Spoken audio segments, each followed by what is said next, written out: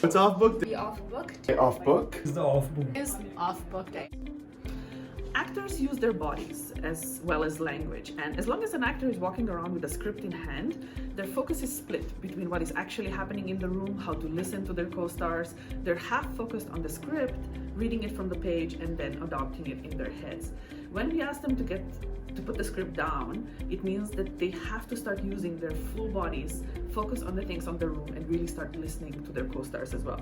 It is a difficult process because it means that your brain is going into overdrive, trying to remember the lines while also focusing on everything that's happening around you. But it's a very, very important moment in the process of rehearsals, and I'm super excited that we're doing that today.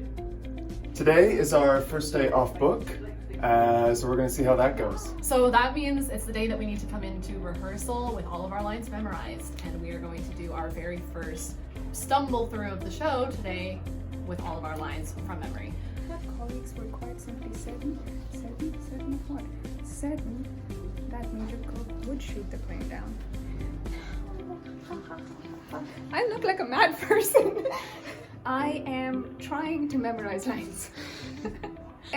I do remember them, but I'm slightly nervous at times, and yeah, let's see how it goes.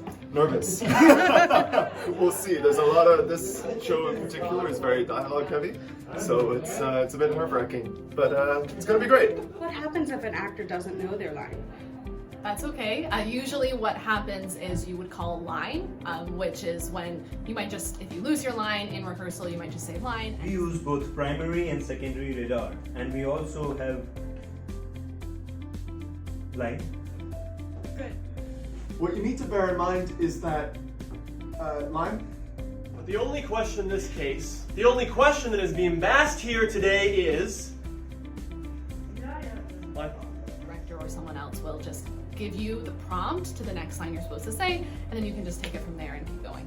What happens if you forget your line while you're in a show?